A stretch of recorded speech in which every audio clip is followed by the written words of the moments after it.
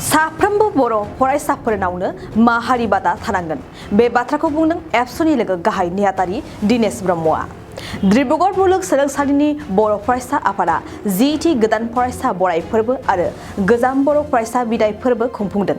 डिब्रुगड़ मुलुग सोलोंसालिनि बर' राव फरायसं मिरुआव सानसेनि हाबाफारिजों मेहेर गोनाङै खुंफुंनाय जायो। बे मेहेर गोनां हाबाफारियावनो एबसुनि लोगो गाहाय नेहाथारि दिनेश ब्रह्मआ गाहाय आलासि महरै बाहागो लादों। बाहागो लानानैनो एबसुनि लोगो गाहाय नेहाथारि दिनेश ब्रह्मआ गोदान फरायसाफोरखौ बरायनानै गोजाम फरायसाफोरखौ हादोर आरो बर' माहारिनि साफा साफा फुंखा सुबुं जानो खावलायनानै गाहाम हामलायथि बावहरो।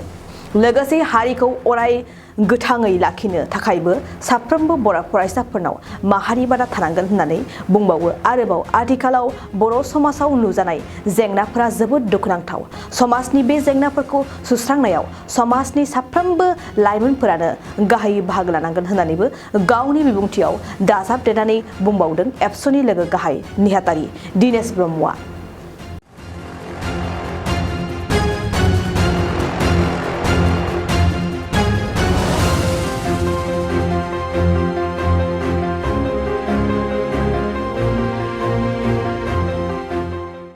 बाक्सा जिल्ला खख्लाबारि हजुआ सकनि के रडजों थांनाय लामायाव थानाय एमबी रिफाइनिं हाउसआव मबाइल ग्लास गावनायखौ गोरलैयैनो फाहामनो हानाय गोदान असीए मेसिन लानानै फैदों। नोंथांमोना खम बेसेनावनो गाव गावनि मबाइल ग्लास बायनायखौ एमबी रिफाइनिं हाउसआव फाहामनो हागोन।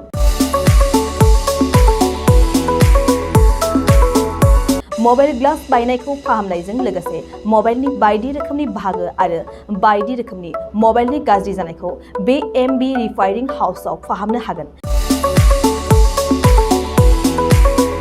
बायदि रोखोमनि mobile glass, mobile temper, mobile charge, headphone, pen drive, memory आरो mobile battery, computer, mouse, computer keyboard आरो मबाइलनि बायदि रोखोमनि बाहागोफोरखौ मोननो हागोन।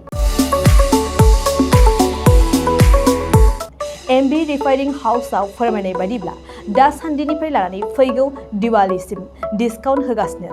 मख'नो गोनांदि एमबी रिफाइनिं हाउसआव गुबुन हादोर एबा भुटान हादरनिफ्राय माखासे सुबुंफोराबो बायदि रोखोमनि मबाइलफोरखौ फाहामथाय होफैयो। आबुं मोनथिनो थाखाय 8471972412 नङाब्ला 7002741465 जानबुं अनजिमायाव जगाजग खालामनो हागोन।